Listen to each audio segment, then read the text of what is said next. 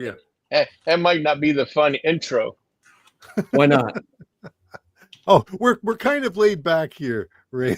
But thanks for that. Okay, thank you for joining us. Whether you're joining us live or after the fact, be it good morning, good afternoon, or good evening, we really appreciate your being here. We have a really special guest tonight. I'm not trying to send too many flowers, but I think Ray is a ham radio royalty. Icom has been such an important contributor to our hobby over the years. We're delighted that Ray has found some time to spend with us. But you know what? We're not going to obsess over Icom. That's a day job for Ray. We're going to get into some fun stuff. You might even say that Ray wants to talk it's a special event, right? Well, and Ray is at a special event, and we're going to talk about that in just a moment. But we always start this thing off with a little bit of hey, what's happening around with the people on the panel here over the past few weeks. Tim, you want to kick us off this time? So we've got a special event with Ray talking about special events while he's at a special event, right? Perfect. Yeah. So the trifecta. I see the symmetry there. I love it. That's the universe talking to you. You know that. But it's been you know what? There's only one thing that's more complicated than what you just said, and that is listening to a daughter complain about her mother, complaining about her mother, and complaining about her mother. Perfect. Oh, I'm getting a headache. I had a headache when he started listening to complaints. No, but it's been a tough week for Gen X, man. I don't know how you feel. Yeah, right. I've been hearing that. Yeah. Who did we lose? We lost Theo Huxtable. Yep. We lost the Hulkster. The Hulkster. Hulkster. Yeah. Ozzy. Alan Greenspan. Hey, and Chuck Mangione today. Chuck Mangione. No. Yeah. Oh no. Jeez. Wow. Times are changing. So if they come in threes. It sounds like we're already maxed out. We have two more, right? So I'm going with Alan Greenspan and Dick Van Dyke. And when you take a look at it in the amateur radio world, Roger Smallwood from R&L Electronics recently passed away. Oh, really? Yeah. Oh, jeez. Man, oh man. Tough week for Gen X and ham radio. Yeah. But other than that, aren't we off to a happy start tonight? This is great. Oh man, yeah. Okay, Tim, what else is going on over? Tell us a little bit about. What did you want? Well, yeah, okay, but you didn't get up to the air show. I want to know what you've been up to. No, me, nothing. The usual. I'm building stuff and writing stuff and gardening stuff. Yeah, it's high summer, and I'm trying to stay out of the heat. It's like 95 degrees here with like the humidity is like 98. I mean, just look at the hair. Hey, we got I always like to give a shout out to the DX contacts. Hey, there we go. As our with our audience. So, hey, thanks so much for joining us from the Caribbean. That is amazing. EP2. All right, what island is that? I'm sure I have it. EP2. Ray, do you know? No, that's not St. Kitts. No, that's Victor Papa 2 Echo India Hotel. Bermuda? It might be. Echo, yeah. Conveniently, I have a book in front of me that's got it all sorted by call sign area. So, hey, come on back and let us know. Adventures of Ira. Are you Ira? If you're not, come on back with your name and tell us what island you're in, because we're scratching our heads over here. Okay. Who else we got here? And he loves Icom. Yeah, absolutely. EP2E is wow. Is that? I'm probably gonna. Oh, Kevin's here. Well, according to QRZ, Anguilla. Yeah. Oh, okay. Now you can make me look it up and see if I have that worked yet. Okay. If not, I'm going to tell this guy to get on his radio right now. Oh man! But here's the thing. He was the one that just said he loves Icom? Yep. Yeah, well, his QRZ profile has a DX engineering cap and some type of offshore radio. Oh, come on, man. He's going to have to get that updated. Jeez. Hey, we got Kevin from Iowa. Kevin, I loved your last video, the cornstalk dipole. Brilliant. Absolutely brilliant. Pretty cool. anybody who has not been to see Kevin's channel, please get over there. Ham Radio QRP. Hey, Kevin has more fun with radio than anybody else I know. I mean, we all love the hobby, but Kevin just seems to maximize it. And Kevin, by the way, every Sunday night has a QRP net. So try to log into that net. Hey, what else have we got here? The comments are running away on me here, Ray. Give me just a second. Well, I'm gonna back up again, and Ira, thank you for your service, sir. Also, love the photos of you getting the kids involved in ham radio down there.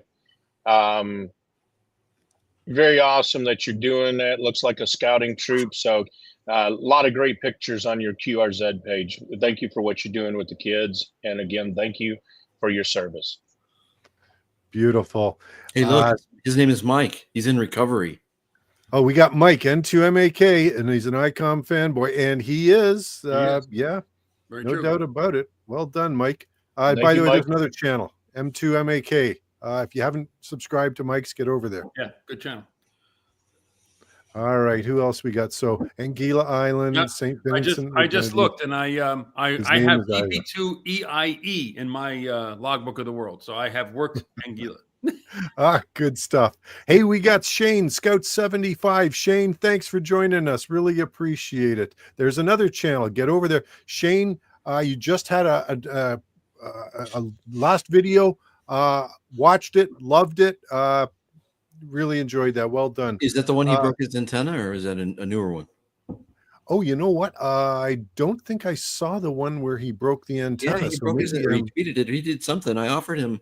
I said, "Hey, if you want one that doesn't break, you know, yeah. That's right. Get one of Tim. Comes with a lifetime guarantee. When it dies, the guarantee's up. All right. I like that. I like that screen name, Electromagnetic Mischief. That's pretty yeah. cool. Oh, you have no idea." That's our friend Philip, KA4KOE out of Georgia. Man, does not know what winters are like, but he sure knows what summers are like. Yes, he does. Apparently the heat is ridiculous down there. He's great. He's a terrific. I was teasing him. He was going to have crayfish coming up in his backyard soon. I got like 2 inches of rain in an hour. Ray, I got to ask you, do you have a hard stop at the top of the hour? Because I'm going to cut out the comments now, and we'll just get right into it. Let's have fun. Okay. I'm here without adult That's what I'm supervision, talking and I about. can see that I'm surrounded by guys that are pretty much the same. I'm loving the screen names here. I mean, there's a lot of new people that I haven't heard on other YouTube channels, so this is pretty cool. Very great. Well, thanks so much. Appreciate your bearing It's with that us. 9 in the call sign that he's all right. All right, here we go. So corn stalks are killing ham radio. Ray, if you haven't seen that video, you got to get over and watch it. It's brilliant. Hey, N9JA Charles from Vermont. Wonderful to have you with us. Thanks so much. And okay, yes, Semper Fi. Okay, good stuff. All right, let's get into it. Okay, so Tim, we got an update from you. So not much. I can tell by the golden tan that you've got that you've been spent. No, never mind. You've been hiding away, locked away in that Actually, I have a basement sun dungeon lamp in my building antenna. basement that I turn on. I try to. What is the most popular antenna that you're selling right now? Well, recently it's been the 80-meter Fleep. People have gone down to that, but overall, it's still the low power NFED. But I've gotten a lot of custom requests lately too. So Good. Okay, Good. good stuff. So make sure you get over to Aetherwave Antennas. Yes. And check it out either on eBay or on Etsy. Comms Depot. Comms Depot, number 3. Yeah, Comms Depot. All right, good stuff. Hey, Chris, been a while. What's happening in your neck of the woods? Well, most recently was this week. The XYL and I got out to camp for the first time this summer. All right. And beautiful. Do you refer to her as the XYL in like other contexts, or just like here? No, actually, she's not home right now. Oh, So, yeah, if she heard that, she'd probably just shake her head and walk you away. probably see a shoe come flying in. Yeah, right, right. What's So that? La Chancla? huh? La Chancla? Are you guys Yeah, familiar with La Chancla? No. Okay, I'm gonna have to share that with you after the fact. right. Anybody watching this, do a Google on La Chancla. It will blow your mind. Anyway, please continue, Chris. So you know, I don't know if I think last month I told everybody my disaster that field day was. It was a complete, utter bust. Well, we went out camping the other day and set everything up, had a whole day all lined up, ready to go. Got on a radio, and the bands were dead. And the contacts I made, it was like digging through granite, man. It was just not working. I made 2 contacts. It took like an hour. Wow. Now, mind you, the site we had for the campground, we were in a kind of a valley because there was a brook. Actually, Tracy, you'd love the campsite itself. It had a brook running right behind it. Oh, We were by ourselves. It was great. But the campsite sloped, right? So the tent and where I was set up with the table was at the bottom of the slope right next to the brook. And then the sloped up, right? So at the NFED, as a sloper, was maybe about 5 feet off the ground for like 2/3 of the antenna. So I was like, so this is not going to work. So then I tried putting it into an L config. The bands were just not cooperating. The being down in a valley where we were with a lot of rock around us, like, forget it, shut it all down. So the POTA activation I attempted to do this past week was a bust. So I'm going out again. My wife, my XYL, insisted, listen to this, you guys are going to like this, insisted that there's a week I have off from everything in August. She goes, I think you need to go out on your own and go camping for a couple of nights by yourself. What? Oh, hey, you can take that one of 2 ways, Chris. I know. It might be she just wants to be out of the house. That's probably what it is. you think? But I'm like, sure, I'll do that. So I booked another campsite, and it's in a state forest up here. So we'll see how it goes. But yeah, so this year ham radio's been kind of a bust for me for the summer. So oh well. All right. Well, you're not the only one. I have to do this though. I do have to say this, Ray. Since you're here, right there is an Icom T7, and it still works. And in my truck, I have a 7100. So I spread the wealth. I have an 817 and an FTDX 3000 here, and I got a Kenwood sitting there. So all 3 are represented here. Okay, I would have. I recognized every one of those model numbers, and I'll speak for all the amateur radio manufacturers. What have you bought lately? I bought. So lately, because I listened to my good friend Tracy, who's made me spend more money than I could imagine. I bought a backup HF radio, and my other friend here up over there was the one that said, hey, you ought to check out. So I got a Zygu G106, cheap little HF radio that is literally a cheap little HF radio that's nowhere near contest ready. But if you're out in the field and your 817 throws up, I take that out and I use that. It does work, but it ain't great. Yeah, but considering the fact that it's less than my phone bill. This is true. And look, I'm in the Tim camp. I'm cheap when it comes to this stuff. So You'll be happy to know that I'm considering a new purchase within the next 30 days or so. Ooh, all right. Got to feed that economy. All right. Sir. Okay. I'm moving on. Just got a few other things I want to.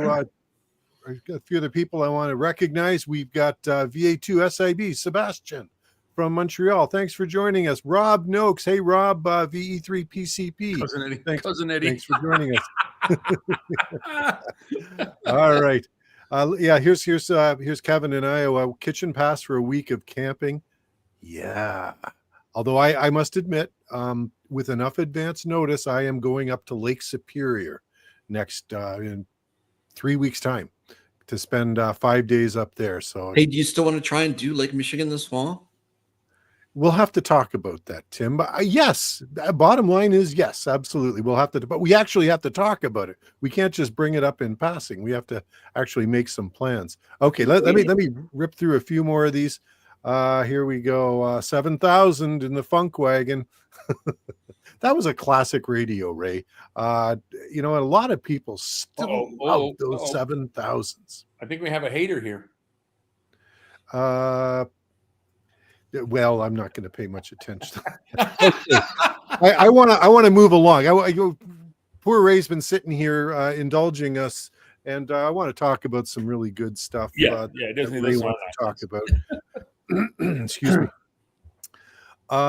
Ray, thanks for joining us. Would you mind maybe just, let's talk about Ray as a ham. How long have you been a ham? How did you get involved? Can you tell us something about that? It's been interesting because I've had to explain this story several times this week because people walk up and look at our setup here. What made you want to do this? What got you into all of this? And we'll wind down the pathway of this story. I grew up on a farm in Mississippi. I'm a product of Mississippi public education. You could take that any way you want. I went to a community college to get my prerequisites out of the way, but I was a geek. So in our math lab, there was a TRS 80. While everybody was outside during our breaks and stuff like that, I was in the computer lab, one computer, but I was in the computer lab learning and teaching myself basic programming. Then went to a community college learning COBOL, Pascal, and Fortran. And little did I know that COBOL would have a history that I could still be working at the IRS department today. But again, growing up on a farm, I asked my advisor, what is my future? And she told me you could go work for an insurance company. My brain processed that as you're going to have to wear a tie. And that wasn't in my game plan. And I told her that, and she goes, well, what did you want to do? And I go, I love video games. I want to be a video game programmer. Developer wasn't in the vocabulary at that time for computers. And she probably could have been running IBM with the statement she made.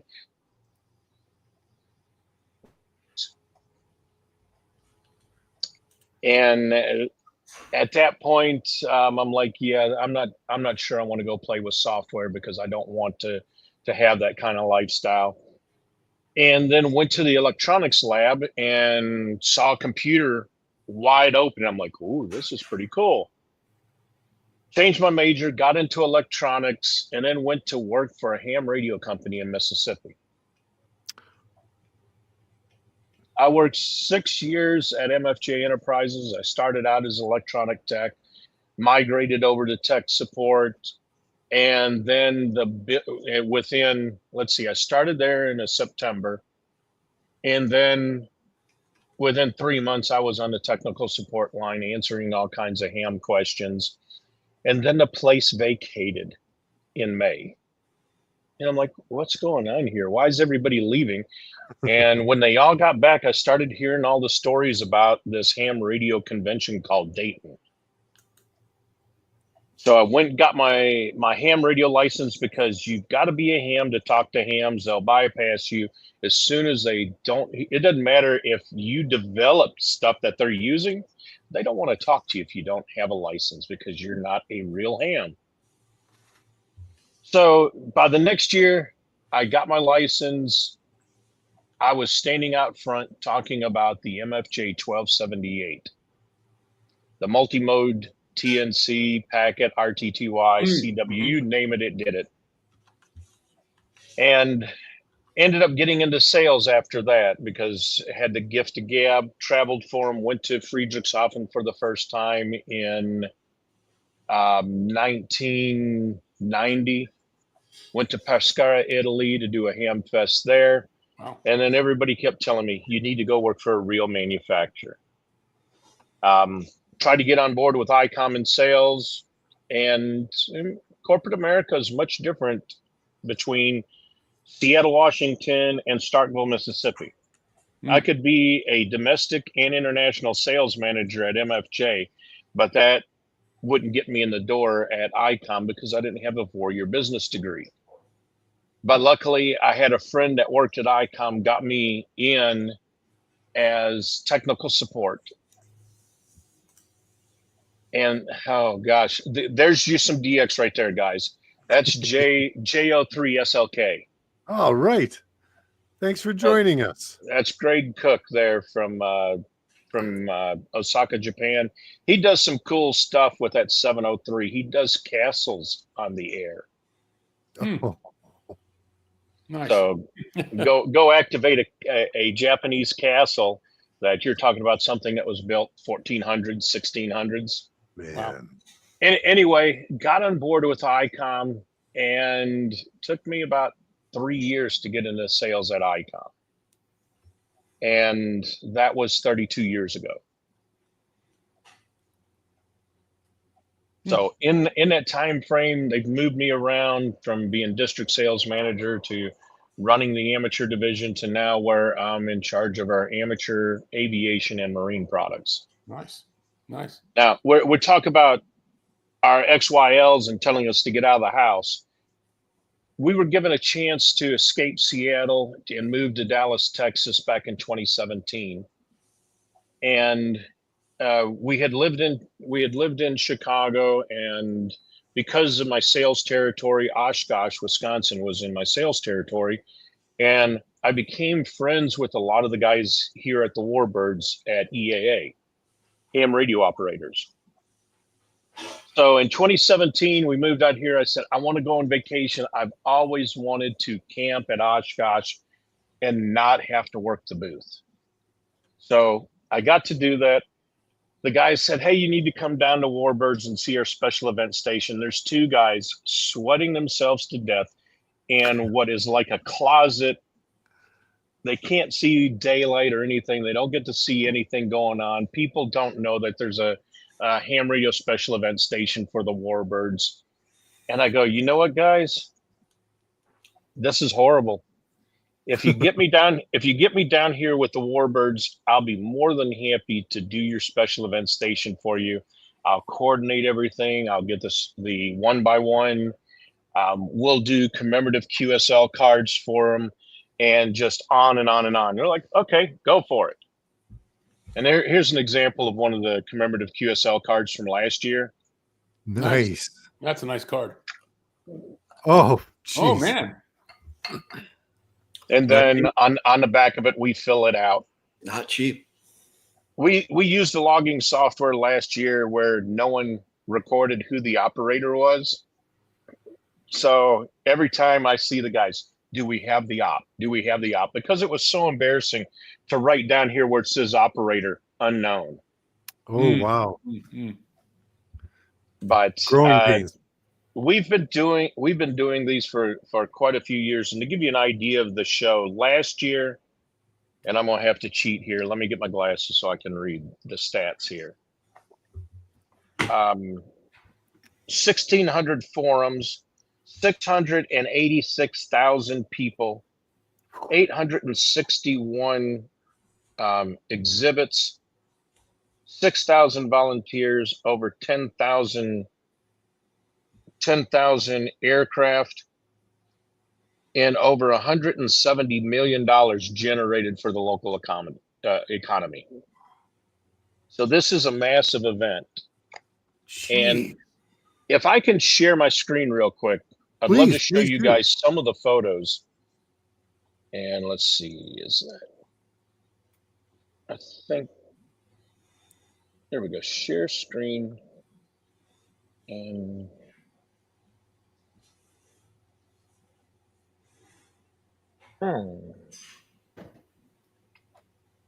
Yeah, the Oshkosh show is a big deal.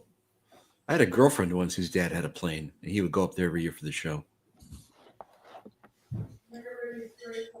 I'm trying to figure out. Oh, okay. Here we go. Entire screen. I'm new to this one, guys, so please forgive me. So this is the back of my RV. I mentioned we sold our house in Seattle. Was able to buy a nice RV. This is a U.S. Tower ALM 31. We use an off-center fed dipole as well as a hex beam on the top of that. The hex beam is close to 40 feet in the air. That thing has become a landmark out here. I've got the team from Millionaire, which is a charter airline. Yep. And the guys are like, we just tell our guys to look for the antenna. So I mean, it's been fun to do this. This is what I get to see outside. Oh man. Wow, that's cool. These are T-34s right here. They're trainers. It's kind of hard to see, but right here is a B-17 where my cursor is. Yeah, where's the MiG? They would be down. Believe it or not, there is a team of MiGs. Yeah. And the CEO of Millionaire has one of 2 A-26s that are here, and he's been flying with the MiGs. My buddy Scott, who comes out here to help me, he's up on the roof setting up the hex beam. At the very top, we do a tri-band tri-band stick for VHF UHF 1.2. Matt Bowman here, N9JA, and his son are helping set up. Another one of Scott on the top. But then this flies over. Yeah. We only put on 10, 15, and 20 on the hex beam. Unfortunately, and on off-center fed dipole, we tried to do 40. The bands have been horrible this year. Yeah, yep. There's been a lot of QSB. We've had a lot of QRM as P-51 Mustangs fire up, which are just in the opposite direction that we're looking at right here with Scott. There's the antenna fully extended. Sorry, the Icom booth. There's you some Morse code on an airplane. And that's what the total setup looks like right here. I would love to be sitting out there, but as we started this stream, it was torrential downpour. It has stopped raining now, so it's beautiful sunshine. Now, this is what's right across the street from me. Nice. There's a Dauntless, bunch of P-51 Mustangs. This is what they call Fighter Town, and some Corsairs on down the line here. And I'll zoom in a little bit to really give you guys an idea. When I say there's P-51s and Merlins, and there's that dive bomber, the Dauntless.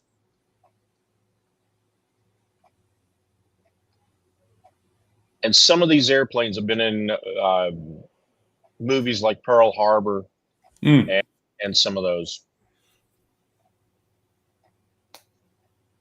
Oh, sorry about that. Went too far. But I love airplanes. I love ham radio. It is surprising the number of hams that are walking around. And it's like amateur radio and aviation go hand in hand. Very true. Very true. Couple of years ago, I worked a gentleman. He says, I don't go to Oshkosh anymore. And then he sends me a packet afterwards. The packet was full of memorabilia from his job as an engineer for Pratt & Whitney. Nice.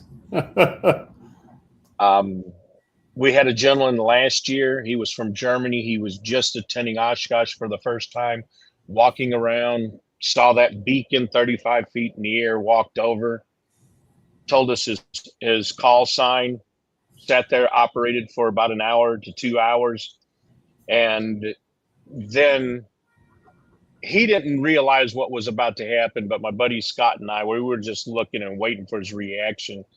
I'm shooting video of him, and here comes an F-35 flying low and then kicks at the end of the runway.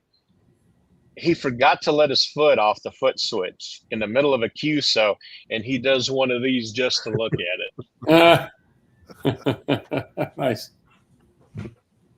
So, do they have an F-30? Is there an F-35 there? Yes, sir. Nice. F-35, F-22. They had a couple of A-10s flying around. last night there were 2 B-17s, both Fifi and Doc flying, being escorted by P-51s.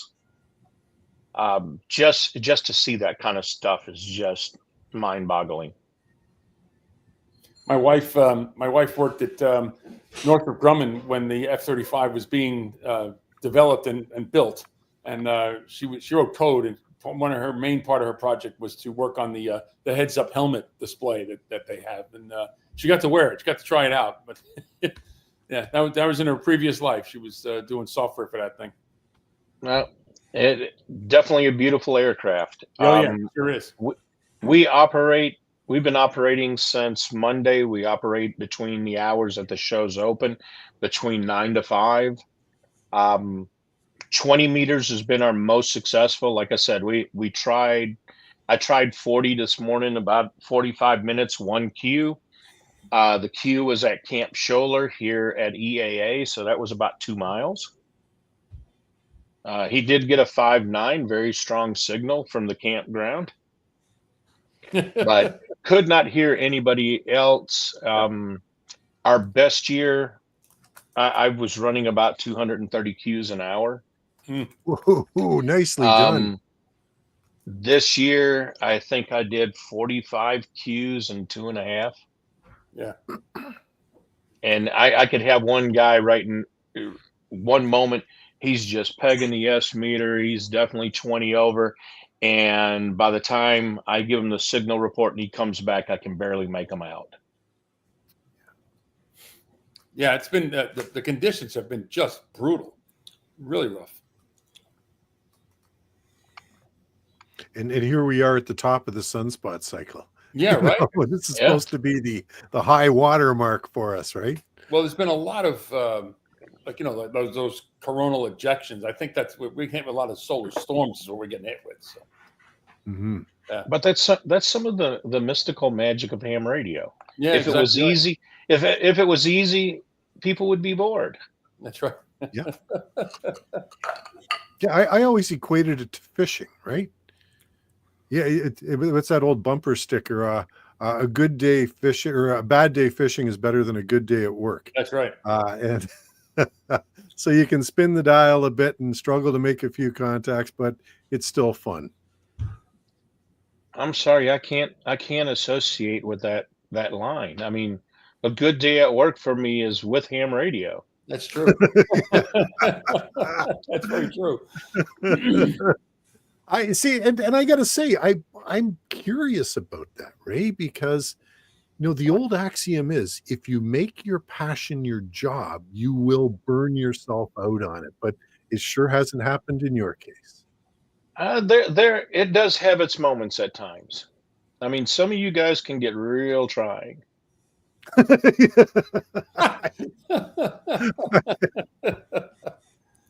I'm gonna share one more screen with you because I took this one 2 nights ago,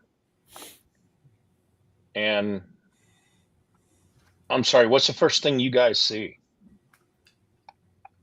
A couple of planes. I would have said the sun, but that's me. I'm distracted. Okay. The first thing I see is this gorgeous antenna right here. Nicely done. But I mean, that is the beacon right there for everybody in the landmark. Once they come across from the main exhibit area where they have all the home builts, and you see this just beyond the fighter town. But yeah, that's been one of those weird things. We'd be driving along. We'd even be watching a movie with my wife. And I paused the movie Avengers. I paused it. My wife's like, "What? What?" I go, "Right there behind the Falcon." I go, "Look at the tri-band beam right there." She's like, "How the heck did you see that? Were you not watching the movie?" And I'm like, "Rooftops. You always look for that kind of stuff." 100%. It's funny watching watching TV series or other things that completely mainstream, right? And there's a cool look. I was watching Jordan Peterson, and he had an old during one of his interviews, on the table next to him was one of the old Radio Shack shortwave receivers. It's like, holy crow, is that ever cool? Yeah, it's fascinating to see those kind of things. My wife's like, you just not normal, are you? And I go, you're just now learning that? That's right. Just figuring that out now. Yeah. Oh, you know what? So I on that note, I've actually kind of regretted it ever since. But when I first started dating my wife, I took her down to the basement and showed her my ham radios and said, just so that you know, there's your competition. She's never forgotten that. And that's why you have the troubles you have. Yeah. I'm the master of my own demise. That's right. Oh, geez. Incredible. The scale of that show. I'm not really even an air buff, but you got me wanting to go down, Ray, to check that out next year. It just sounds unbelievable. Yeah. You're gonna go to the Chicago Air Show too? No, we would not. Yeah, that's what the August. air and what do they call it? Sky and Water air. and air show. Or something Yeah. like that. I get to go. I get to go every year. You get to help with communications, or do you just go to watch? You know, they fly over my house, coming back and forth from downtown. Oh, okay. So actually, we could just go to the beach and watch the planes. You can see them all because so there's like a whole week in August where it's nothing but like it's just like Jesus Christ, you know. It bugged me when I was a kid, but now it's kind of cool. So, Ray, I want to ask you about special event stations, right? Okay. So before Parks on the Air, I had a strategy. I would go out and I'm an outdoor operator.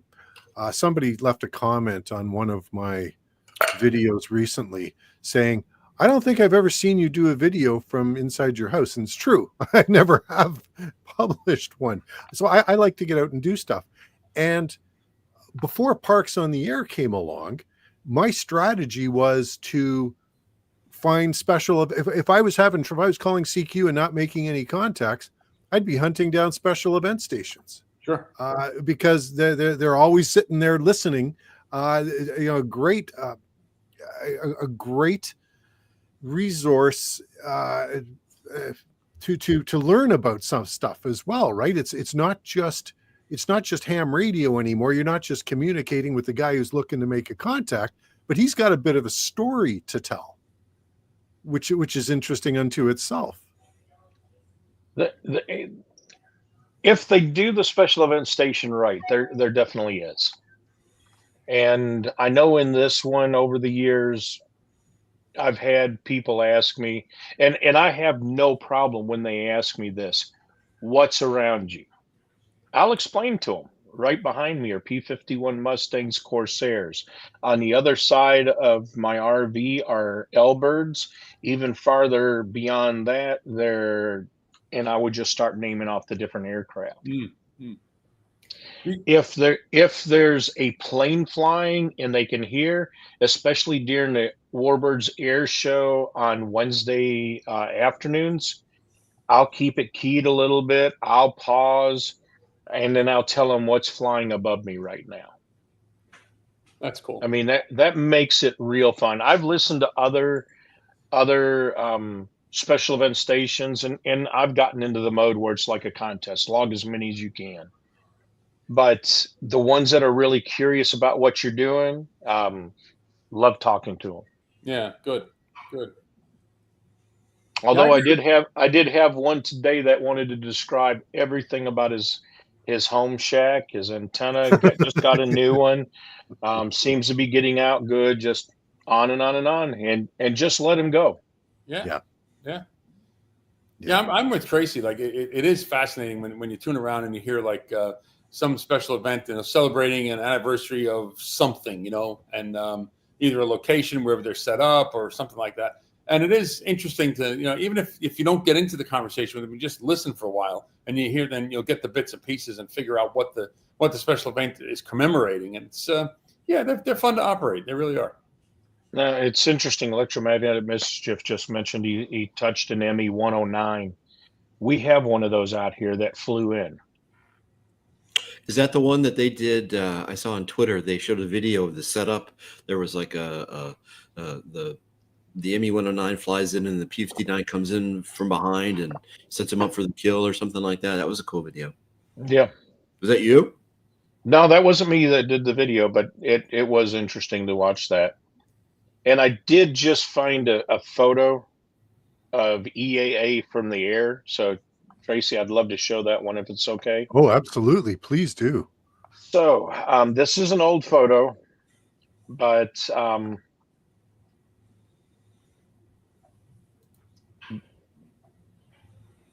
okay. So I'm talking to you all from, let me take a look here. I got to look closely.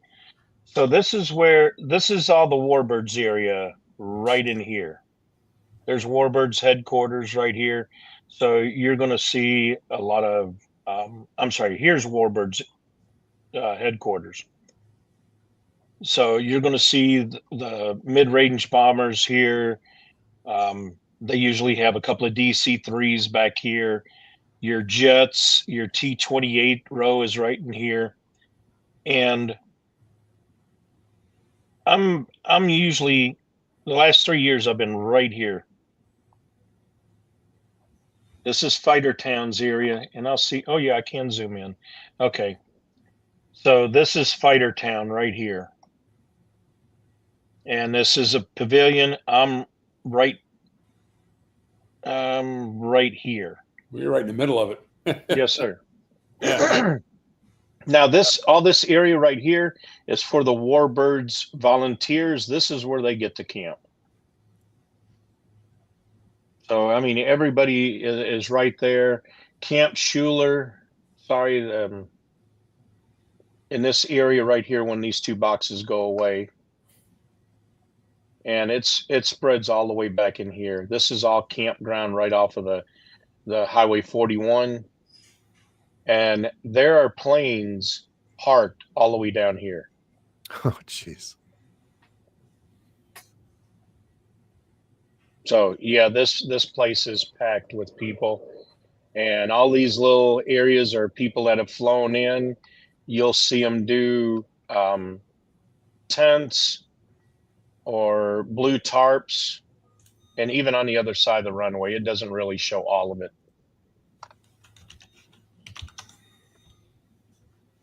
Yeah, that's a huge show.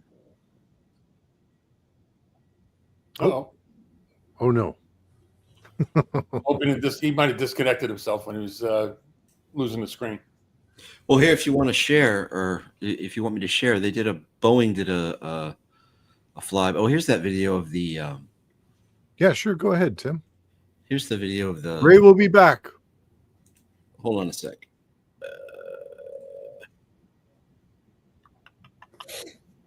Yeah, he probably hit end share screen and he knocked himself off.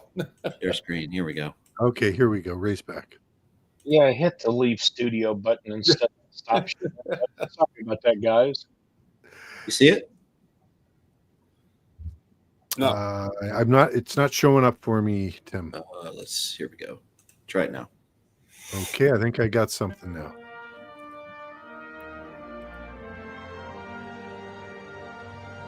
So that came out earlier yesterday.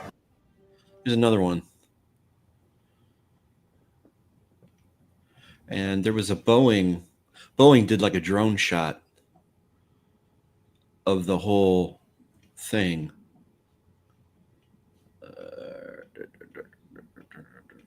Here it is. Oh man. Oh, that's the helicopter. For the helicopter. Where's the antenna? Where's the antenna? yeah, where are you, Ray? So those It's are not high enough. Oh no! He's gonna fly over. You better watch out, right? Oh, it just cut off right before it got to us. Oh no. So this is the red barn. This Camp Scholler you can see in that background. But yeah, It probably cut off because it came close to hitting your antenna. and there you go.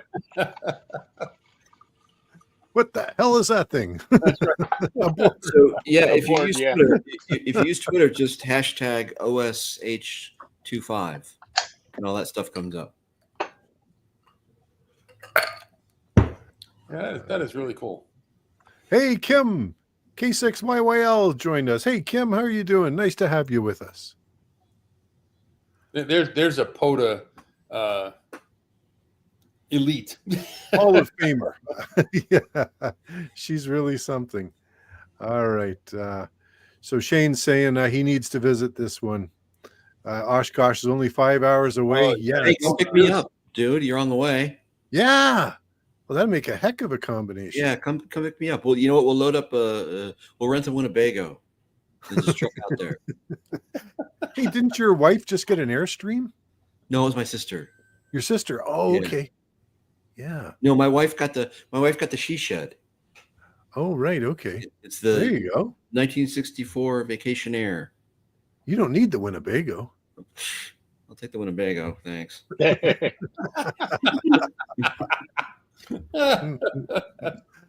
Oh, man. What do we got? Yes, I have, Rob. Yes, absolutely. Ray and I were talking about that prior to the stream. Ray thinks they brought it down to Oshkosh one year. Did I get that right, Ray? Yeah, Lancaster?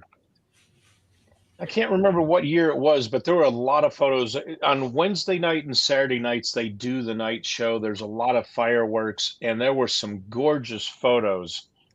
People were set up just waiting. The Lancaster was in the foreground and all the fireworks in the background. So were the Lancaster and the Mosquito the same thing? I could not answer that one. Mosquito? Yeah, the That Mosquito. seems like a terrible name for No, the RAF such a had a big, noisy plane. No, it was a Mosquito bomber. It was all made of wood, right? It was just the coolest thing. And I watched a documentary one time on how they made, this wooden bomber, and it was like a significant player in World War II. Oh, okay. I'm pretty sure the Lancaster is not made of wood. There's something, Ray. Here's a good question for you. Let me see here. What comms do the old planes use? Do you know? I guess we're talking about which old planes. Yeah, there were so many different ones. It really depended on the plane. On the big bombers, they'd have a big stack. Some of the reconnaissance planes would have just a smaller boat anchor, but I could not tell you exactly what type and whose radios that they were using. I wonder if they used a lot of Collins gear back then. Oh, I bet they did. Yeah, Collins. Yeah. Well, wait, was Collins back then? Oh yeah. Collins is an old company. Because I thought, for some reason, I always equate Collins with like the mid '60s. OBJ.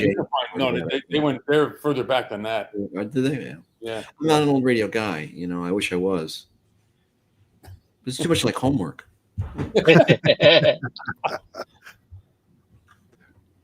Well, and they were, geez. So, Ray, modern aircraft. Now, I know that the military ones, they're up in the 300 megahertz range, aren't they? They run UHF. I'm trying to think. I did a video last year that I'd put on my social media. A real good friend of mine who passed away back in April was head of the Warbirds mechanic division and one of the directors. And he had a setup with 4 different UHF airband radios, and they're frequency hopping and things like that. They're not just a straight single channel AM like you see in the general aviation world. Yeah, you wouldn't expect them to be, for sure. Are they heavily reliant on satellite? And I'm stretching your knowledge. I Boy, apologize. that's beyond on me on that one. Sure. All right, good stuff. So So I don't know. Go ahead, Tim. The air show, does it have like a schedule? I mean, do they do certain things on one day and certain things the next day? And They do. They've got it on the EAA website, but Wednesdays is my favorite because that is always a tribute to the Warbirds. And then again, Wednesday night and Saturday night are the night shows. This year, and each year they have some sort of theme. This year is the 100th anniversary of the Goodyear blimp. So there are 2 Goodyear blimps flying around here. And one of them was part of the air show last night. Nice. Did I hear that there was some talk? I'm going back a few years. They were going to can the blimps, and then due to popular demand, they decided to keep them going. Does that sound right to you, Ray? It does, but not really sure all the details for it. you can't can the blimps. Come on, that's like that's un-American. Absolutely, it's an icon. It's un-Canadian. But there again, it comes down to business, and if there's not a good economical business to do it, they stop it. Right. Yeah. I mean, there used to be the Fuji film blimp that would fly around a lot of the sporting events, Right. And Fuji stayed with film, so Yeah, right. Yeah.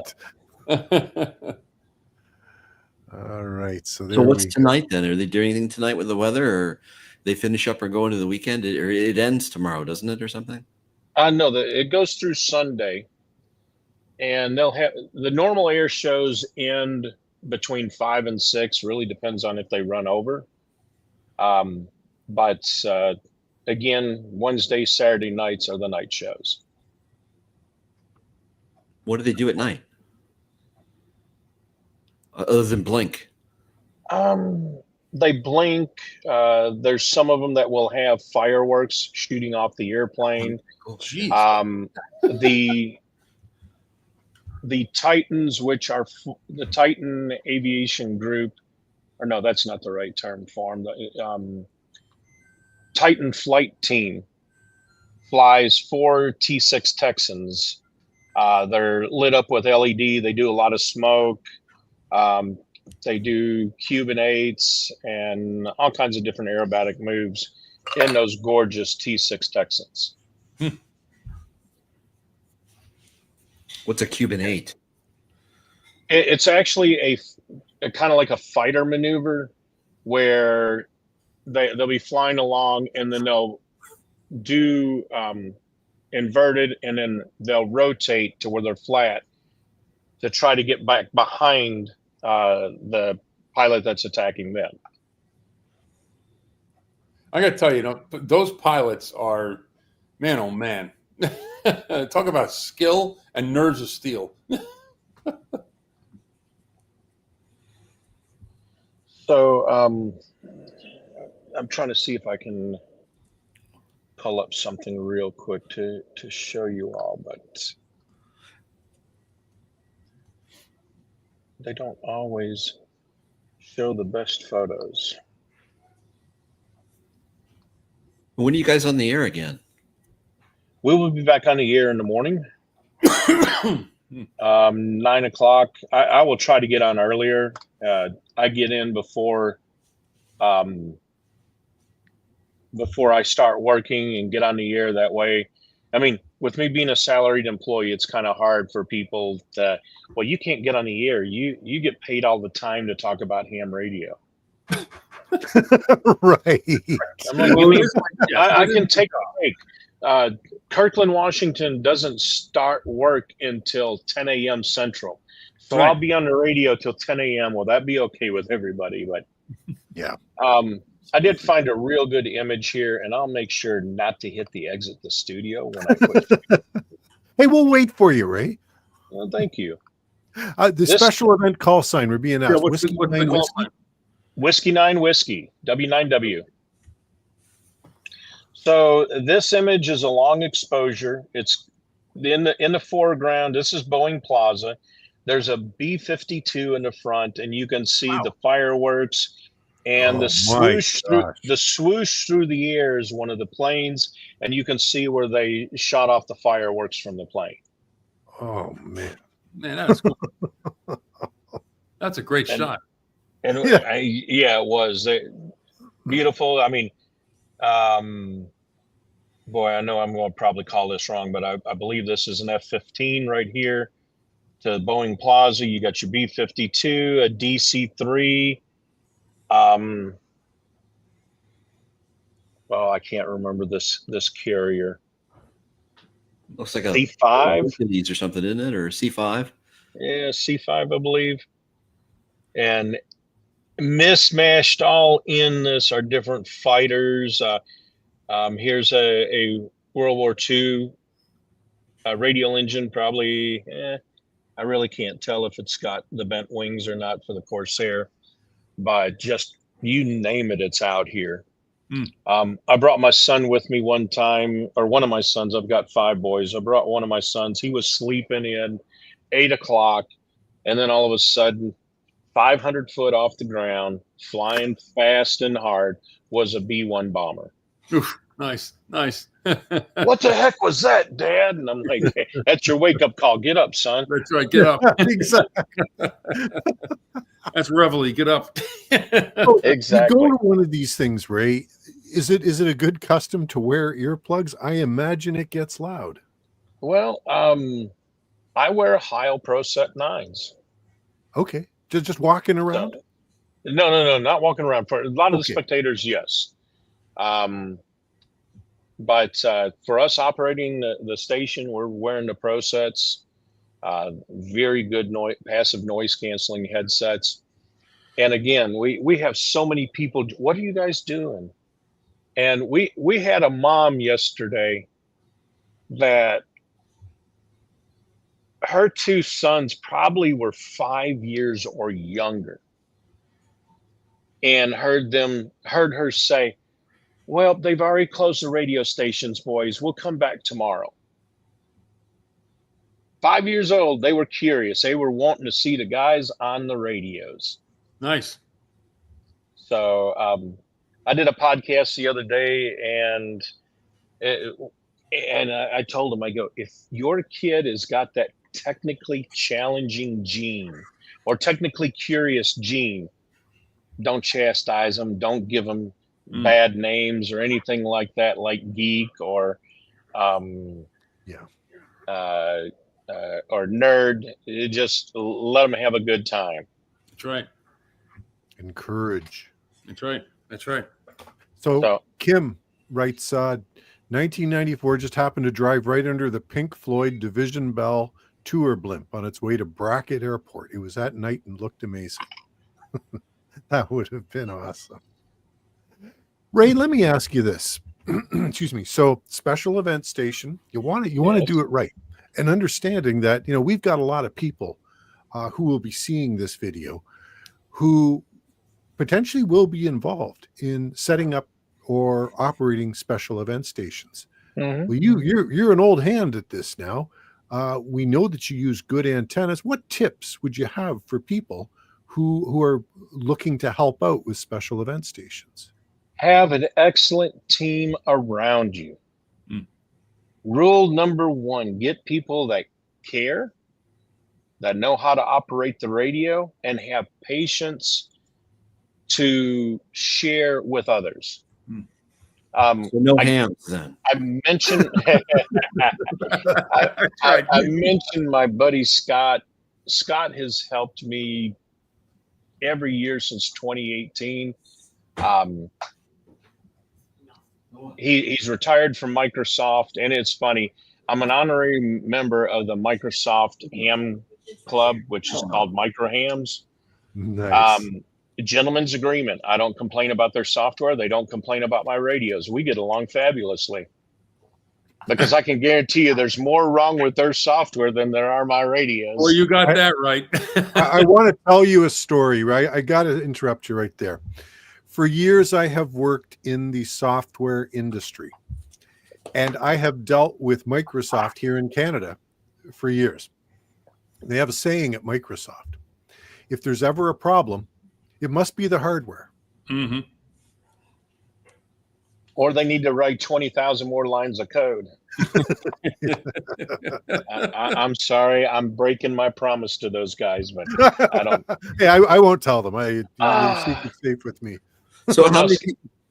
Scott's we've done a lot of fun things together. We've done a lot of field day events together. We got into a competitive mode and ended up winning 4 Alpha 1 year from Western Washington. That was, I mean, the propagation gods were smiling upon us because no one really points their antennas towards Washington State. Yeah. And I mean, we were just working them one after another. The CW guys were always teasing us, hey, we don't have to work as hard as you guys. We can only work half as hard because we get 2 year one and all of that kind of stuff. So we had a lot of fun doing that. When I go to Dayton, Scott's my go-to guy for all the new technology, except in 2024 when we had the bits and pieces of a radio under glass. That one was my baby to talk about because that was fun. But he's always there with his computer knowledge. People are asking about, how do I network this? How do I do that? And he's right there to help me. But he also does a lot of training. I was on tech support for Microsoft, so he knows how to talk to the customers. Spent many years going to CES. So, I mean, he's my trained professional on how to, he's like, yeah, come on over here. Let me show you. Now, my other friend, Matt, who's here, his son, we give away commemorative Warbird t-shirts that has a Warbird logo on the back, and right across the top of the shoulders, we've got W9W, and then right below it is Special Event Station. So when hams walk up, what's your call sign? What are you guys doing here? As we're sitting in the chair operating and there's no one there to talk to them, the answer's right behind us. Yeah, that's right. Awesome. I love it. Genius. But if you work 5 queues, you get a t-shirt. So Matt's son, no ham radio call sign, no license. He's 9 years old. He came up to me and I go, what are you doing wearing that shirt? I earned it. Yep. Mm-hmm. All right, good. Yeah. Good. Now go sit down over and be quiet. But no, we have a lot of fun. We had 2 years ago a young man from Chicago. He heard about the station, came over here, operated for about 4 hours, had a blast, brought his 5 buddies that were camping with him out in Camp Scholler, told them they would have to walk home unless each one of them worked 5 queues. And they all got t-shirts. I mean, it's that kind of fun that makes it worthwhile for us to do. Yeah. And the reason why I went down this path with these stories is that, to me, that is the goal, to do that, is to share the fun with it. We do marketing to talk about the Special Event Station.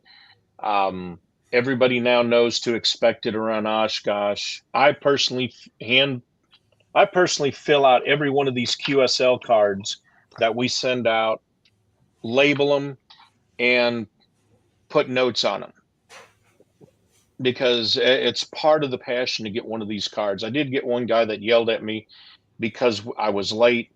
I didn't get the QSL cards out till April. But things happen. Yep. Life happens. Right. Go figure. You do have a job. Yeah. Well, that's not bad. I mean, I still get cards from the Bureau from like 3 years ago. Oh yeah. So what's a couple of months? Oh, there we go. I guess, but the guy says, why even do the special event station if you can't get the Oh, QSO cards out early? Sad ham. There's Yeah. always one. That's There's exactly always one. what that is. Sad ham. Yep. Well, usually it's me, but there's always one somewhere. But, Hey, Ray, I got it. I'm trying to think of what else. Computer logging. The subscription to QRZ so the XML can work with your logging software. I mean, that can help you a lot. It helped me out today. I busted 2 calls and I'm like, oh, that guy said his name was Tom. This says Mike. One more time with the call sign, please. I think I screwed it up. Oh, you know what? I heard Nice. Mike when you said November. Here we go. And Beautiful. I fixed it. Otherwise, you'd have heard about it later when you didn't get a card. Yeah. And some other guy got a card. Or 2 months late. if they send a card to us, we QSL. We don't 100% QSL because if they don't want the QSO card, they're not going to send anything to us. Yeah. But one of the other things is after contesting at K3LR and how structured they are about getting the call sign right, that to me, that's very important to do it. Yeah, 100%. So from the top, you need a team of what, 3 or 4, probably? Depends on how many radios you got on the air. I mean, the special event station, the Route 66, you got multiple stops, multiple states, the 13 colonies. I feel for the people that coordinate those type of special events. Yeah, that's I mean, you have to have good teams at each of those locations. And really depends on what the purpose of it is. Ours is not to see how many queues we can do, although I do get carried away at times and we'll just run a pile up real hard. But have fun with it. That's the key thing. Yeah. 13 colonies. I've heard that, every year. Last year I actually said, you know what, I'm going to go for this. And I contacted all of them. One of them was, this poor guy was like, it was a pile up like you wouldn't believe. And what I found was, and I'm finding actually overall is on a lot of these, a lot of pileups, there are stations that just don't get the idea of how to be courteous during a pileup. No. Oh, yeah. Just It's keep throwing a call sign PvP. out there. Forget it. Yeah, and it's terrible. It's this poor guy. One of the guys, I think it was New Hampshire on the 13 colonies last year when I worked it. And I'm sitting there. I said, I'm going to hang out. I'm going to work this guy. It's like the last one I had to work, and I said, I'm going to stick with it. And the amount of people, like you can hear he's working someone, and they just jump in with their call sign. It's like, Totally. you're an idiot. Oh, the ones that I love is you're sitting there running a pile up. I'm giving my call sign phonetically. I'm responding to everybody phonetically. And then you get this guy that goes out there, N9JA. And in a pileup, sometimes it's real difficult to make out the call sign just with the letters. That's right. Mm-hmm. That's right. Or they just give out the last 2 or the last 3. Yeah. Tail enders. Yeah. I've never done that. Or the kilowatt guys who toss on QRP at the end.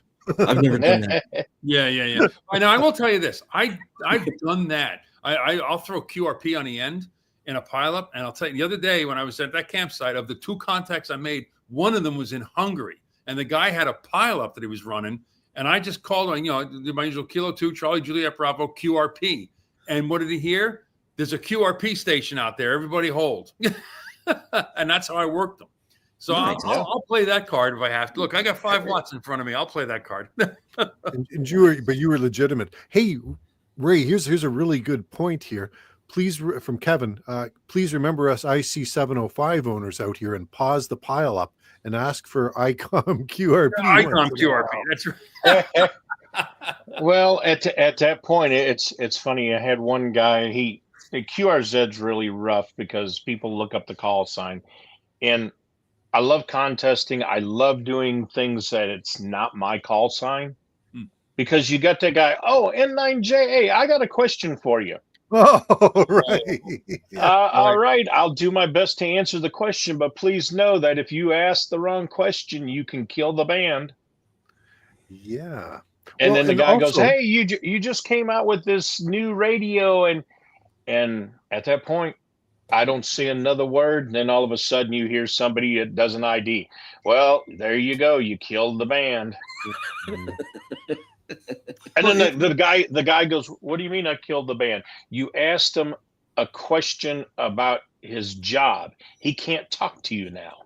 yes, 100%. There's a phone number for that." Yeah, absolutely. That's right. An email address, a web That's right. form, That's on right. and on. Hey Ray, I've got a question here from Kim K6YYL. Do you like or work 6 meters much? She's a 6 meter fan, even though it's difficult. I have tried VHF contesting. I'll use a 7300 for 6 meters and then a 9700 stacked on top of it. I've got I'm trying to remember what I've got. I've got a 3 element 6 meter Yagi and then 2 meter and 440. But in all honesty, I don't get on the air to rag chew a whole lot just because of that. Um, my favorite band is 20 meters. Yeah. But when I'm in a corporate office, yeah, I do get on 6 every now and then. I have tried for years to work 6 meter, and I think I've made maybe one contact on there. Yep. Every time I go up there, yeah, I mean, you get all these notifications. Oh, 6 meters is open, blah, blah, blah, blah, and you go there. I got nothing. Nothing. Yeah. But what I do with 6 is if I happen to be puttering around down here, I'll put the and if I want to just I'll tune it with the calling frequency. It's 50.125, right? And I'll just let the radio sit there, and I'll go around doing other stuff. And people use that as a calling for you'll hear somebody get on there if the band's open. So one time I was putting around the shack and I had it on 50.125, and I heard a guy jump in there and I worked him.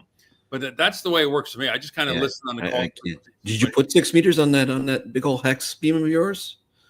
Has it got 6 meters on there? It does have 6, but we did not put it on there. Yeah, I think you would have been 6 meters for talking to me. ghosts. 17 and 20. I like those are mine. 17 and Okay. 20 meters. So you'll be on tomorrow, 20 meters in the morning, 9-ish. Yeah, I probably will. Well, it depends on what the weather's like in the morning. Nothing at night. I'm trying to remember my schedule. Tomorrow's Friday. Yeah, I'll get up early, get on the radio, and then between 10 and 10:30 Central, because I got a meeting that comes up. So yeah, I'll probably be the first one on the radio. But nothing at night. No 80 meters. No, Those 80 meter guys. we since we're here on EAA grounds, we stick to their rules. Mm-hmm. They consider us an exhibit, and exhibit hours are from 9 to 5. Oh, okay. Well, Ray, sorry, go for ahead. the 80 meter crew then. No, we did 2 years ago. We got permission to use the W9W as a special event station from Camp Scholler, and Randy K7AGE was out here with his crew, and he set up and did a lot of FT8 from his campground, which is kind of funny. I got another story for you, and since you said, Terry, that you've done some Microsoft stuff, Scott retired from Microsoft several years back, and you know, Microsoft guys, they don't like other OSs and other platforms, and he comes up to me and goes, "I'm mad at you," and I'm like, "What? You made me buy an effing iPad." And I'm like, "I did what?" He goes, "I had to buy an iPad." And I go, "We don't use an iPad for anything." He goes, "Well, there's a software program from Marcus in Germany that I read that works with the 705, and it does FT8, and you can do it remotely over Wi-Fi." So I pulled out my buddy stick and my 705, and he got everything running, and he's just giggling. as he's hitting the buttons to do FT8 while walking around talking to people and answering all kinds of questions about what are you doing here? What is that big thing in the air? Are you talking to Mars? And all of those other kind of weird questions. Yeah. We were talking about this guy earlier, Prepam Paul. Yes, we were. What did we say? I can't remember. Oh, we were talking about popular channels. Oh, that's right. Yeah. Yeah. Oh no, we weren't talking about Paul at that time then. No, I thought you mentioned his name. Oh, No, I that's did mention his. I did mention his name. Oh, I missed it. Oh, Oof. geez. Yeah, it was funny. Last year, I was invited to go to the Tokyo Ham Fair, and was live streaming with Ham Radio Crash Course the release of the new radio, and they put me right in front of this guy, and he's a native English speaker, and I really don't pay any attention to him, and he's starting to get loud, and I turn around and showed Josh the camera, and Josh recognized him, and I thought nothing else about it. They unveiled the radios, and we're off to the races talking about the radio. Then later that week, I'm on an airplane or boarding the airplane to go back to the US, and I hear my name called. And I'm like, who the heck is talking to me? I'm not used to anybody It's TSA. going. Yeah, TSA. No, it was Paul. He was a flight attendant on my flight back to the US. So I'm like, wow, what a small world. The guy that was pestering me, standing right behind me during the live stream, is actually my flight attendant. Well, that's And great. ended up taking up excellent care of me, even though I was Did he upgrade you? no, he wasn't that nice. Come on. No, I think he did move me into a different seat on that flight. But no, he took great care, and have had a lot of fun with him. And small world. Good to see you there, Paul. Very cool. Prep and Paul sounds like somebody we should have on the show. Kind of thinking. Yeah. Yeah. It got a bit of a list. I'm working my way down. But Ray, I'm curious. First of all, do you mind if we open the conversation a little bit more to sort of like general ham radio stuff? Sure. Okay. As long as you got people watching, we can keep going.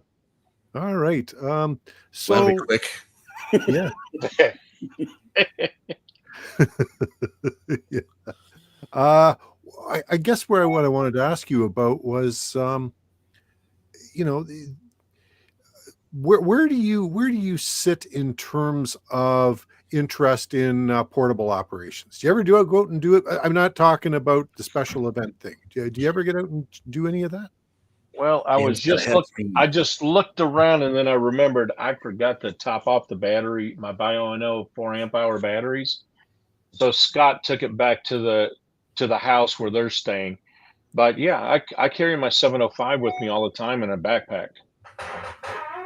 I've got at least 3 different wire antennas, an AH705. I've got the buddy stick. Yeah. I've done field day events using this with a group out of Dallas. Yeah, I love operating. Now, you mentioned a variety of antennas there. What's the favorite antenna for you when you get out there with the 705? Favorite antenna. I would say it's probably the buddy stick. Yeah. I got one of the early prototypes that Chris Drummond had put together, and it's got the carbon fiber tripod mount, and then the coil with it. Although I've also got one of his hex beams as well, and I've never put it up with the tripod. I've probably got 20 different antennas just for portable operation. I mean, I got at least 2 chameleons.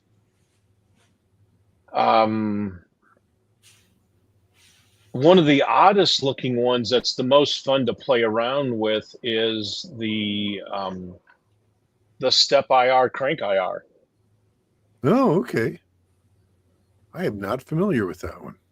Yeah, well, that one is a push up mast and it comes off to a T. You feed the wire through and you change the length of your radiating element along with the counterpoise by just turning one crank, and it feeds that line and changes the lengths of it for whatever band you want with it.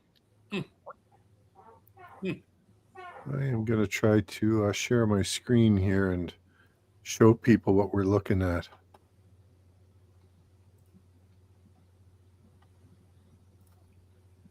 And until we changed some of our corporate meetings, I used to go out to Quartz site for Quartz Fest in January and experiment with different antennas out there.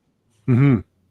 Now, I have heard that the desert is a completely different place for antennas. Like antennas don't work the way those of us who have actual soil works. Do you know what I'm referring to, Ray? Well, it really depends on what band. I've seen during the Baker to Vegas race where an area that you look at that UHF should have no problem, and because of the minerals that are in the hillsides and that in the desert, it just absorbs the RF. And I'm like, why do you need a repeater on this mound when you can see where the runners are? And the heat inversions and everything else just suck up the UHF frequency and VHF. So they have to have a repeater. I had never heard that. Thank you for adding to my knowledge. That is very interesting. Yeah, if you ever get any of the guys from the Baker to Vegas race to talk about ham radio communications, because that's all they do. And if you don't know what it is a foot race for a lot of the public safety. It used to be just for the sheriff's department and that, but now it has expanded where you've got different government agencies that send out teams of 20 people to run this 125-mile race. And they have all kinds of communications that go on, but amateur radio is the backbone of all the communications for the race, and at every checkpoint along the way. Mm-hmm. Mm-hmm. Here's an interesting comment from Vince. Hey, Vince, I am going to reach out to you. We're going to have you on a future stream. Thanks for joining us tonight. His antennas work way differently when he's portable in VE3, that's here in Ontario, as opposed to VE6. So he lives in Alberta now. That's VE6, due to soil and moisture differences. Very interesting. I've often suspected that myself. Here in southern Ontario, you know, we're in that Great Lakes area where we actually have soil and a lot of clay and other things. We're spoiled. We have trees and we have ground conductivity for sure. Yep, absolutely. You go 3 hours north, you run into a geological formation called the Canadian Shield, where you don't have any of that. You've got rock, and I of course I do a lot of camping up there, and I have noticed antennas that haven't worked really well for me, or that have worked well for me down here. I go up there and I'm, what the heck is going on? If you go to Dayton Hamvention, I would highly recommend going early and attending Contest University on Thursday, because you can talk to the different contesters and hear them actually talk about it. You'll hear the zero call guys complain that they're the RF black hole, where the guys on the East Coast have the advantage, and listen to them about their different antenna configurations. K1AR has got a very unique station that I think they say that one edge of his property is just a straight drop off over water. And then a couple other stations have a nice sloping, and they're talking about angles of radiation as the land slopes away from you, but also the iron content that does the ground plane underneath it, and how the benefits of all of that.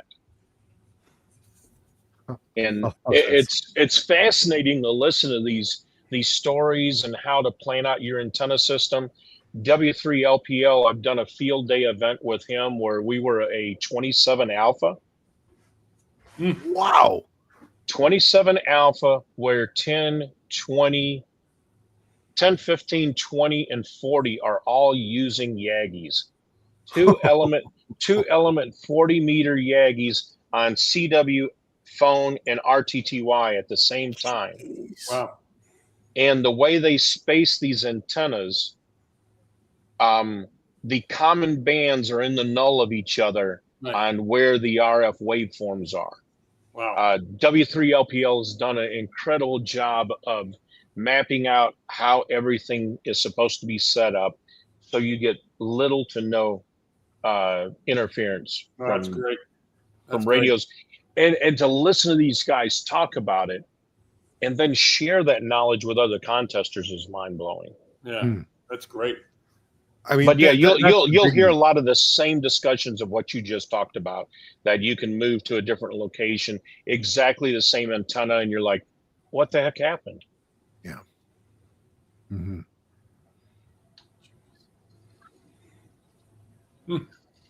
That's a PhD level ham radio right there. Well, that's serious RF engineering. That's what that is, and that's great. Yep. That's really what it's about. Because how many of us have gone? Like I remember one time I was with a club event, and we were just in a park. It wasn't a POTA thing. They used to do this outing, and guys had their rig set up, and they had the little chameleons and everything, their antennas. And like you tune around, all of a sudden your radio goes like dead, it's like, and you see somebody else on their radio making a contact on the same band. It's like, oh, all right, I got to wait for them to finish before I can try to, because everyone's just stepping on each other in there. So.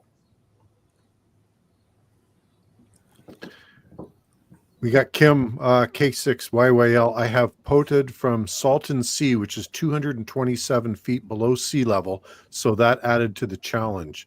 Salton Sea is a desert with a lot of salt water around. Her NVIS worked well there, though. Salt water, I guess. Well, the Who Salton knew? Sea. Mm-hmm. Well, The Inland Empire.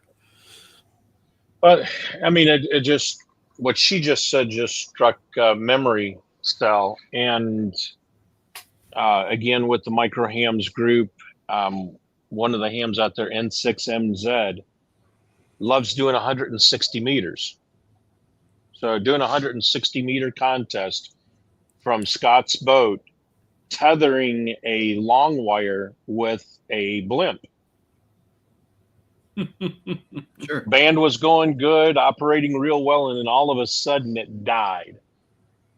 And couldn't figure out what was going on. Looked at the SWR. The SWR was just completely off the scale. Ended up looking. The blimp had so much condensation from the evening that it had the decreased elevation to where the long wire now was in the water. That'll So do it. we had to pull it down and dry it off and let it go back up in the air. That's cool. But I mean, it's just hearing these different things and then just remembering some of the crazy things that we've done over the years. I mean, almost 32 years of doing ham radio stuff with Icom. It provides some very incredible opportunities. Absolutely would. Speaking of Icom, can we just talk a little bit about what's going on at Icom? Like, and I'm not asking you to let anything out of the bag here. I'm just saying, hey, what are you talking up right now? Well, I'm glad that you adjusted that question because I thought the band was about to die. Nope, I wouldn't do that to you. Right now at Dayton Hamvention, we showed the 7760, which was the bits and pieces of a radio in a box. It debuted at the Tokyo Ham Fair. They started shipping 2 weeks after showing the radio there as a completed project, which was very impressive on how quickly they were able to get it completed. I got to hear from ham friends in Japan that had bought it. Got a good feel for what it was. There's a lot of complaining that it wasn't remotable over the internet. We launched it in the US, and then a week after launching the product, there was a firmware update that then allowed everybody to do it over the internet. And beautiful proof of the first impressions are lasting impressions. And that was, well, that radio you can't do over the internet. Why would Icom do it? The first firmware update fixed that. So we've been showing the 7760 as well as the PW2 together as a complete 1 kW remote station. Nice. That does sound nice. Still get a lot of talk about the 7300. Had a guy send me an email. Hey, I got a 746 Pro. It works fabulously. If it's not broke, don't fix it. But why am I talking to so many people that have 7300s? My reply to him was, thank you for the support. Get a 7300. You will find out yourself. You know, Perfect. I want to say this. I cannot go up and down the ham bands, whatever ham bands. Typically, I listen in on 40 meters, and I go up and down. It is rare, and I mean really rare, for me to find a QSO where at least one of the hams is not running a 7300. Yeah. They have an outstanding reputation for reliability. I don't think I've ever heard anybody talking about a 7300 that's gone south on. I'm not saying they never do, or that a few haven't, but I just, from everything I can tell, it's a radio that you can pull out of the box. You don't need to tweak any settings. There's another major brand out there. If you want decent transmit audio, you got to dive into the settings to make that. No siree, nothing like that with a 7300. You pull it out of the box, you pop it on the table, you plug in your antenna, plug in your microphone and power supply. You've got beautiful sounding transmit audio.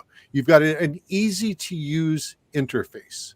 You know, the easiest of any out there, probably by a country mile. You don't even need me on the show. Keep going. So the question I want to ask you is basically, as far as I know, and you might have the numbers to back this up, is the 7300 the best-selling ham radio of all time? Do you happen to know that? I suspect it is. We sent out a notice maybe a year and a half ago that we have shipped over 100,000 of those things globally. Wow. I have not seen official numbers on the 706 series, and I'm talking about 706 Mark II, Mark II-G. There's a lot of those that have been sold and that are out there. But the one radio that I have seen that will set all kinds of records, and I can neither confirm nor deny the legality of the use of some of these radios, but the 2AT, I've seen figures over 2 million. Oh, really? Jeez. I had no idea. Now is that now with saying that, I will have hams come up to me at Dayton, Orlando, Huntsville, and show me that they still have their O2AT. Sure. I love that radio. We see pilots that come. We have pilots that come up to us and show me that they've got their A20, which was built on the same chassis, same battery, and they're just like hams. They're like, where can I get? Does Icom still sell batteries for these? And I'm like, that radio's over 40 years old. Oh yeah, it still works. I go, yep. It's a 720 channel radio. It was replaced by a radio because they moved the channel spacing to 760, and now it's 8.33 kilohertz. That radio won't do any of that. Well, my airport still uses a tower frequency that I can use, and they'll never get rid of the radio. And we just tell them, Batteries America over in Hangar A. That's right. Yeah. They have them. That's right. Yeah. That's right. That's incredible. The 2 million? O2AT. What was that, Tim? 2 million? It's outstanding, isn't it? There aren't even that many hams. I I cannot think that's what confirm Ray was nor alluding deny. to. He prefaced it with legality of how they were used. Hey, over 40 years, I could see it. I mean, there was at one time where it was like, where were all these handheld radios going? Because you just couldn't build them fast enough and deliver them. Is Well, that that series, the 02, the 04, you could drive a nail with those radios. They were great. Yeah. Yeah. is that an issue for a manufacturer like Icom, where you got a popular model, but now you can't find a certain part for it, and it's like, geez, we got to pivot. Is that something you see very often? There's been several catastrophic events globally that have occurred that has caused some of this. After the earthquake that took out Fukushima, and then they had the tsunami in Sendai, there were a lot of manufacturers that made bipolar transistors destroyed. So the industry that made those chips decided, we're going to completely discontinue bipolar transistors. We're going to go to MOSFETs and a different type of FET for PA finals.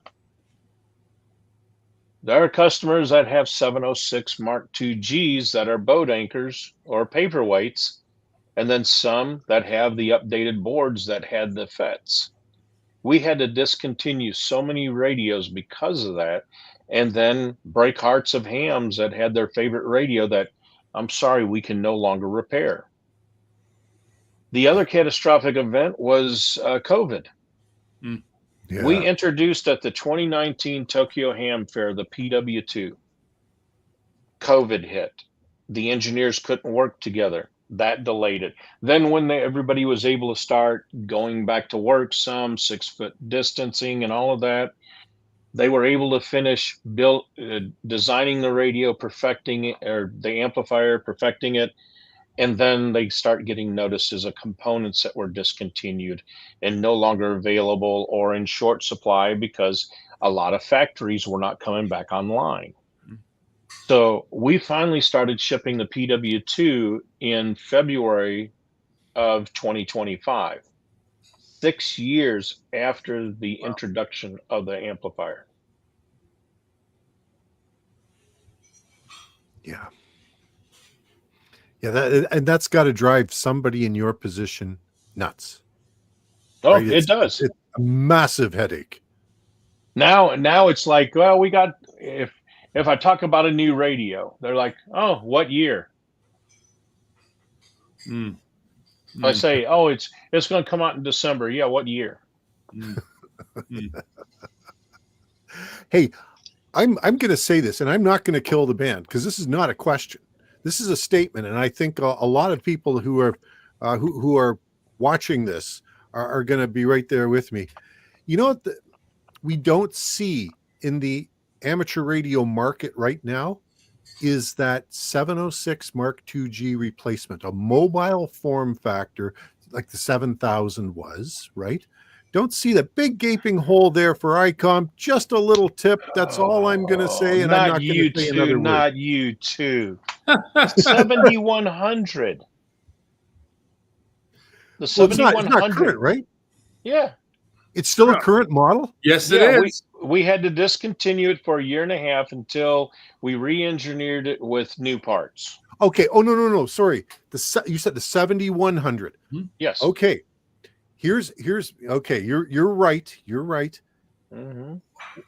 I'm listening to your argument because this is always a fun debate. Okay. No, and I'm not here to debate at all. I'm smiling. I said it's fun. I believe me. I know a number of people who have 7100s and love them. Chris is one of them. I've got a good buddy here in Ontario. I've got two of them actually that run 7100s. Think the world of them. What the 7100 doesn't have going for it is a mountable head. So you've got a one-piece unit that can be easily stowed into a bag and taken out POTA or whatever else. That's, as far as I'm concerned, is the only issue with the 7100, and I think there's a spot in the market for something like that in a mobile form factor. I'm not trying to nail you with anything. I'm just saying. No. And I knew that was where you're going to go with it. Okay. And in all honesty, the 7100 is not an idealistic POTA radio. No. Okay. The 7300 is, because you have the internal antenna tuner, and we can go down that path. Well, it won't tune this type of dipole. Resonant antennas are your friend for a POTA. Right. There's a lot of 50 ohm coax fed antennas that are under 3-to-1 that you can use. It just takes a little bit of time to tune the antenna. But for a mobile environment, because it's got that slanted head on it, and it's got the feet where it can be used as a base station, a lot of people will not look at it for a mobile installation. That's right. But when I show them, if they've got a crossover, an SUV, a truck, that remote head looks nice down on the center console, or down. You can see every button. That's right. The buttons are backlit.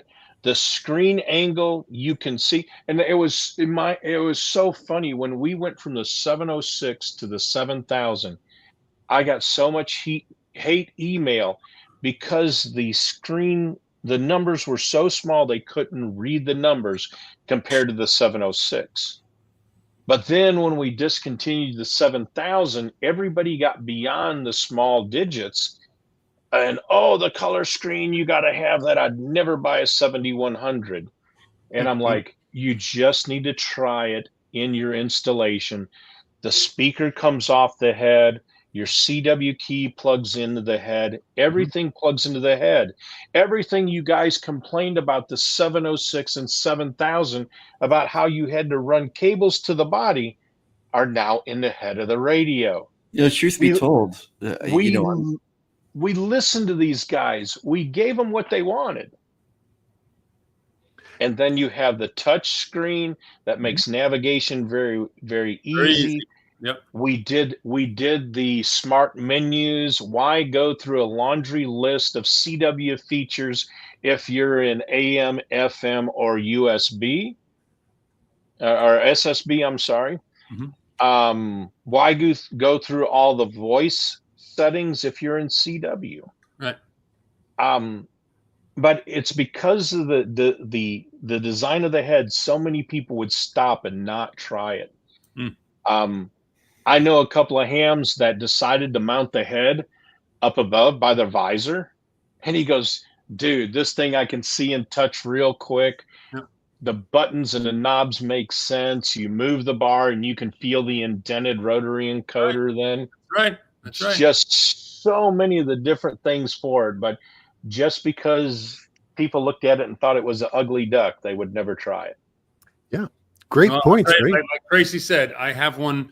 I bought it. Wow, I've had that thing for 7-8 years now, and I installed it in my truck in an F-250, and I made myself a little bracket to mount it on. I got a little camera quick release if I want to pull the head out, and it works. I've had zero trouble with it. And I've left the head out there in like deep freeze weather. Go out the night, turn it on. It still works. Everything's fine. And all the benefits you just talked about that radio are true. Now here's the cool thing. But the price I paid for, now you just said maybe it was discontinued and redone with new parts, because I know the new ones are actually more than I paid for mine. Yes. So I'm like, which tells me that mine probably still maintained quite a bit of its value if I wanted to sell it. Although I have no intention of selling it at all. But it's in fact, I see it maybe having a life, like to take it out of my truck and bring it in the house and use it inside as a base rig, because it's that good. So. Great rig. I can tell we haven't convinced Tracy. No, honestly, I love, number one, I love the passion. And I didn't want to take you down a road where you felt like you had to defend anything. I was just, this is something I come across all the time. I love your points. You make some excellent points.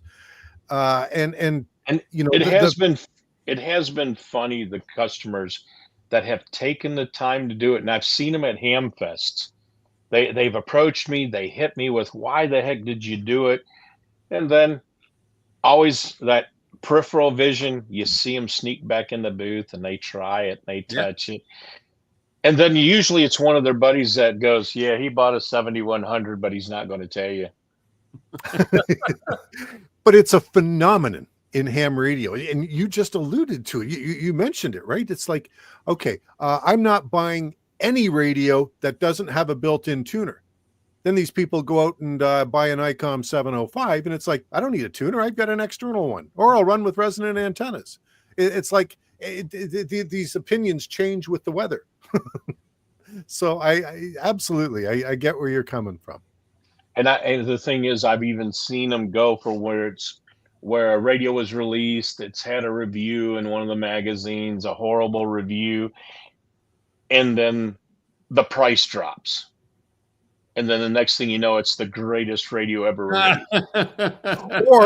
or we see this at the end of a product's life cycle, right? It's going on closeout. Oh my God, I've got to buy one. Yeah. Because it's a classic. Why would they ever discontinue this? The other one that I love is because so many radios nowadays are firmware updatable. They'll walk up to me and go, when are you going to do a firmware update on the 7300? Why? What's broken? Well, nothing's broken, and I just thought Icom would come out with a new firmware update. They haven't released one in 2 years. Yeah, so what? Don't fix it if it ain't broke. But no, there's always in search of that new feature, that new radio, what changes are going to happen, and things like that. And it's always fun. Yeah. Fun, yeah, with quotation marks, I'm thinking, for somebody in your role. Yeah, exactly. Oh, good stuff. I did an interview on another podcast, and I told them beforehand, don't ask me no questions. I'll tell you no lies. There you go. It's a beautiful thing. Well, we're coming up on 2 hours here. We typically don't run this long, Ray, but it's been a great. I've really enjoyed it. I hope you have too. Anything else you'd like to touch on while you got the floor? Oh, I don't know. You guys trigger memories, and I go down a path of telling a story. So Bring it on. I don't know, but favorite field day story. Do you have one for us? Ooh. Always field day with Tracy. Oh, it's always Every field day day. is field day. Every day is field day. Well, the one where we won 4 alpha with the microhams, that one was unique. We operated from Microsoft campus. We were on the top floor of one of their parking garages, so we were already 40 feet in the air, and then had towers on top of that. Wow, there you go. Camped out. We used that vertical layering, and I kind of learned some of that from doing N9JA with the guys in Nashua, New Hampshire, where they used almost mountain-like, but after being out in Washington State, those weren't mountains. No, they're hills. but they would put towers on the side of the hill, and I got to watch those guys run stacked Yagis on 40 meters. Wow. And I mean, just some of the ones that I've been able to travel to. W3AO doing that 27 alpha. N9FD was 24 alpha. Jeez. So, I mean, I went through a stage where I was in a very competitive field day mode. Woodbridge Wireless Association, we were an 8 alpha. We won that category, and really, really started getting bit by the bug of the contesting. Sweepstakes, worked at W1AW for both phone and CW. We did a Icom Radio News. I think that one might have been Icom Radio News number 3. The copyright date of that was in 2005, I believe. Our oldest video that we've done has got a copyright of 2001, and that's when I went on a de-expedition to Bhutan. And I mean, that was way before YouTube and anybody looking at doing what we're doing right now. Mm-hmm. Let's see, what other. Yeah, it would be between those 4 or 5 field day events. Then, well, no, I just thought of another one. Went to do a group with K5TIT. Yes, pun intended with her call sign. We did a split field day event where we were at a railroad museum in Rusk, Texas, and they had a steam locomotive, and we did steam locomotive mobile. No, Yes, love it. we had either a 706 or 7000 on a battery going down the train track and working queues. And then the rest of the ops were running the field day from the caboose. Now that whole area is underwater because they decided that Texas needed another water reservoir. Jeez. So I mean, I've had a fun career doing different field day events. Yeah, sounds like it. That's great. Unbelievable. No, I didn't. That's very impressive. Some of the stuff that you've been involved in. I can't even. So I do field day solo.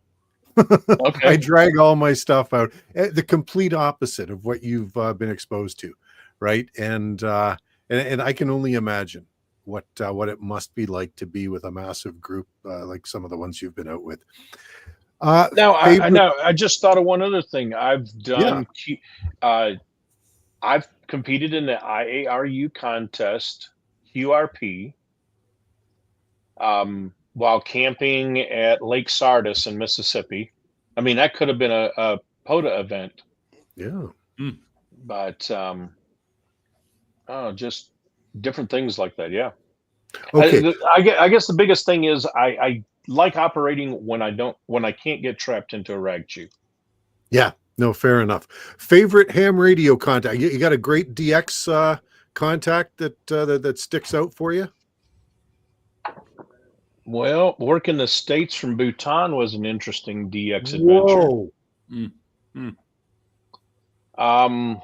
Probably one of my most fun contacts was with George and Tommy from Amateur Logic TV. We were doing an antenna shootout. I just brought canvas bags upon canvas bags of all my antennas to look at POTA and SOTA and what would be the different antennas and why. And we had a 705, and I heard Whiskey Papa 3 radio calling CQ. And that Whiskey Papa 3 radio is Angel, and he is the head administrator for the Arecibo radio telescope at the time. So I hear him calling CQ. I've known Angel for a long time. Grab the microphone, November 9 Juliet Alpha. Hey, Ray, N9JA, good to get you in the log. And the guys looked at me and goes, you're running off the battery on the radio. You're 5 watts. Yep. But it would just happen to be the right timing. Yep. And he recognized the call sign that helped me break through this pileup. Sure. Yeah. Sure. Well, you know what? That's something I like to poke the bear on, because the three of us here, we're all kind of QRP buffs, right? We understand that you take a QRP radio, you hook it up to a decent antenna, you're going to make some contacts, and you're going to surprise some people who are accustomed to running their 100-watt rigs at 100 watts, not a watt less, right? And it is until you sit down with a QRP radio, a beautiful one like the 705, and back of the battery in the back, not running external power, you're not goosing the signal up to a whopping 10 watts, hook it up to a good antenna like one of Tim's, and holy cow, I mean, on field day I was making contacts throughout the southern US from my location here in Ontario. There's so many people out there, and actually I've got a video coming out about QRP and all that, but there's so many people out there, and they've just got this brain lock. QRP, life's too short for QRP. Now, you just reminded me when you had asked me a question earlier about the different antennas. The particular antenna I was connected to at that time was from Alpha Antennas, and they call it their FMJ. Full Metal Jacket, right? Yes, sir. It Yep. had the aluminum tripod with the legs that help form the ground plane. This aluminum section that's about yay tall, and then a whip. And both George and Tommy looked at me and go, "There's no loading coil," because I just finished showing them the buddy pole and then the buddy stick, and they're like, "Well, you can't change the tap on the loading coil. Do you need an antenna tuner?" No, no antenna tuner needed. And they're like, "Well, how is that 50 ohms?" And there's so many questions. And I'm like, "Guys, I don't know. I'm not the antenna expert here. I just know how to put it up." But as soon as making that cue, they were both looking at each other, goes, "Well, whatever it is, it works." Damn Are they still straight. on the air? Are they still doing a show? Yeah. Yeah. Yeah, at least he better be, because I've got one of those PW2s and a 7760 at George's house, because he's got a 7700, which is the same classification of radio, and we're going to do a shootout when I get home. I haven't tuned in years. It seems. It's funny the following that they have. And our most popular videos of all of them, and I mean, I've argued with our marketing team that, oh, now you have to have the TikTok type videos or the real short ones. And the videos I do with them are an hour long. We go through every button. We talk about different things. We do A and B comparisons to the same ones. And they're our most watched videos. Fantastic. Well, Ray, we're approaching the top of the hour. You know what? You've been very generous with your time. Very engaging. Thank you very much for joining us. Glad to, guys. This has been real fun. Well, I hope you enjoyed it. It's been a real honor for you to be on with us, and we do appreciate it. And I can hear the music from next door. Right behind me is the World War II reenactment camp. Oh.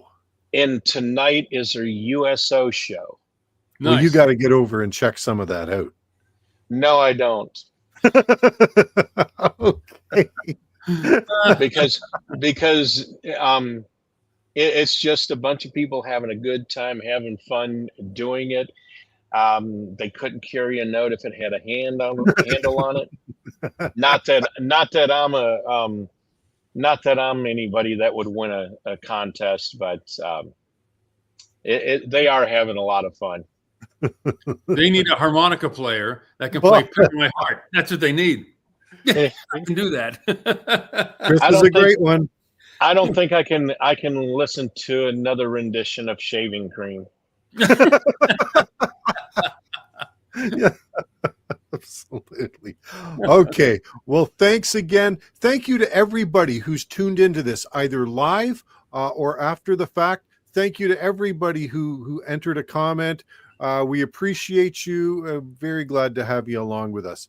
And of course, we'll be back next month with another live stream, guest to be announced. But I don't think that person's going to be able to outdo Ray. I just don't. That's right. All right.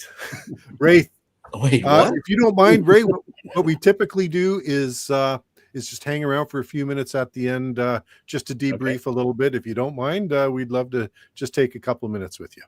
All right. Sounds good. Okay. Good night, everybody. Good afternoon. Good evening, wherever you happen to be. And looking forward to catching up with you next month. Bye now.